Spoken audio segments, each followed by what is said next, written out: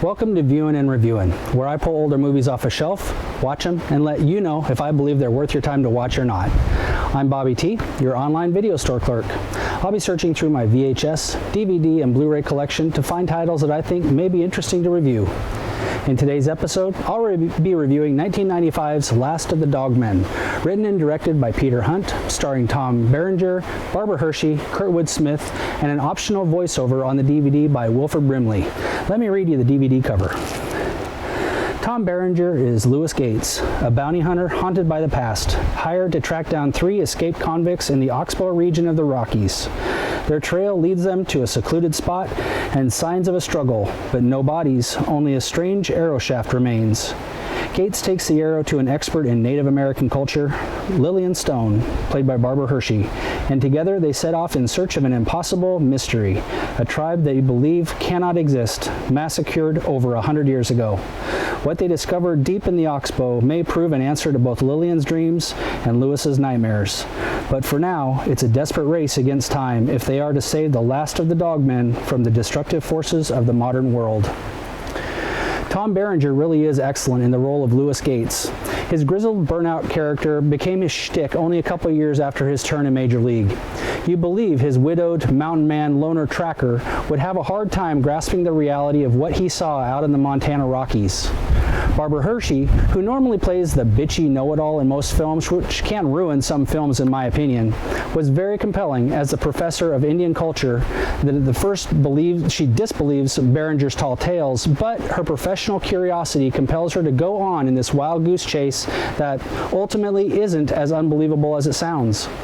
What sells this film is how the gorgeous scenery becomes the main character and makes for a rugged journey you savor with every passing scene. It was a marvelous choice.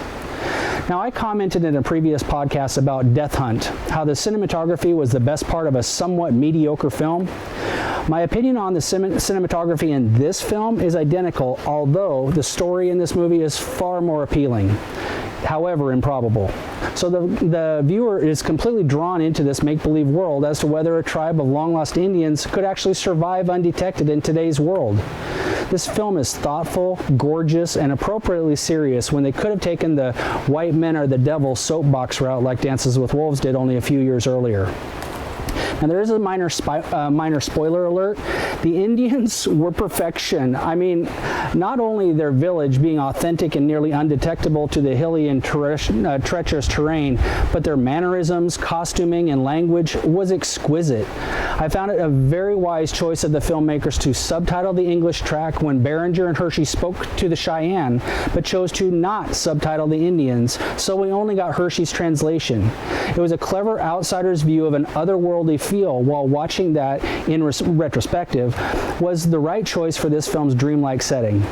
One scene in particular where Hershey is explaining all the unknown modern day phenomena the tribe has experienced over the past 150 years in their native language was appropriately basic, humorous, and in a you gotta be kidding me kind of way, and enlightening, as well as tragic in the current reality.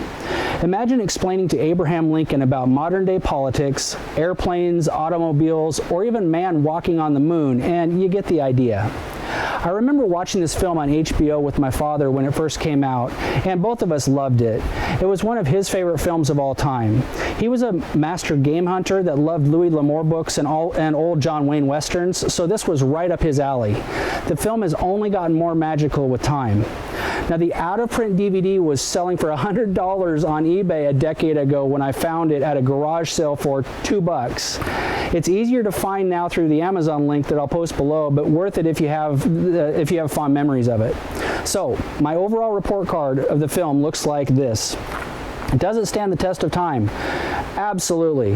This is a timeless film. Solid A. We're talking about a modern world discovering a forgotten people that may or may not exist today. It has a dreamlike quality to it that only adds to the classic feel of a modern-day Western. Story. As much as I want to give this an A, I can't in good conscience. It's more along the B route. It's a fairly basic storyline with a very interesting twist.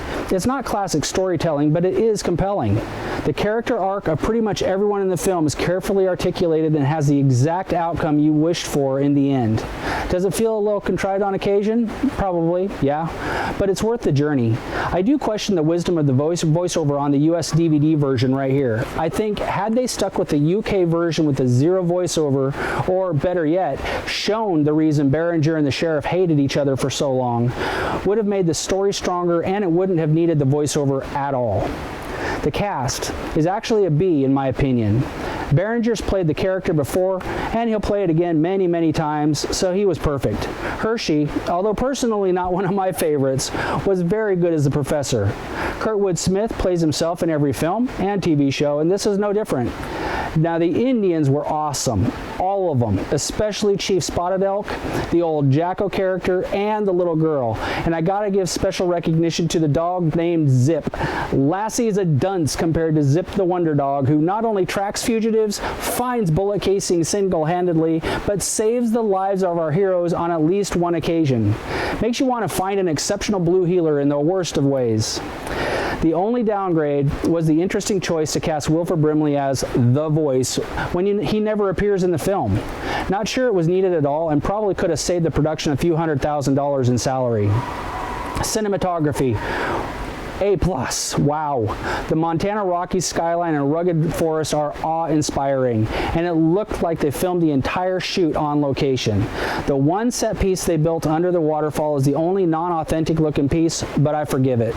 The rest of the film felt exactly like it would in the real world. This movie screams for a quality transfer onto Blu-ray to make it even more exquisite. Until then, even on DVD, this is one of the most beautiful Western location movies I've ever seen. The music, not very memorable, average is what I'd call it, a C. It's classic orchestral arrangement with blaring horns and strings in all the obvious places, nothing extraordinary, and never takes you out of the film. It played its role and nothing more. Pretty much passable. So, overall, my score for an obscure film might surprise people, but I give this a very solid B+. This was a bit of nostalgia for me, but even then, it was an enjoyable watch. The scenery was breathtaking throughout, and the wistful storyline kept me engaged. Berenger's always good in these kinds of films, although his aging lack of athleticism while climbing mountains, it won't make you forget John Rambo. But if you purchase the DVD with the optional voiceover track, I'd watch it without the voiceover first. If you like it, watch it someday with the track and see if it enhances your experience. I think you'll agree it really isn't necessary. That being said, this film almost feels like a timeless classic that needs to be rediscovered. It's obscure, but not for lack of quality production.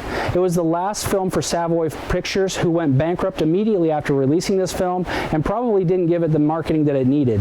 If you ever come across the film, I believe you'd enjoy the big screen feel to the cinematography and the magical storyline, and it should keep you enthralled for much of the time.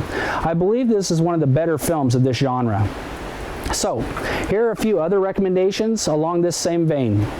Speaking of Tom Berenger as a burned-out mountain man hired for an insane job of tracking down desperate armed criminals deep into the wilderness, Shoot to Kill is an excellent film about an FBI agent hiring a mountaineer to track down a killer into the Canadian wilderness with just their tenacity, wits, and a little luck on their side. May as well list Tom Berenger's filmography here, because the next recommendation is At Play in the Fields of the Lord.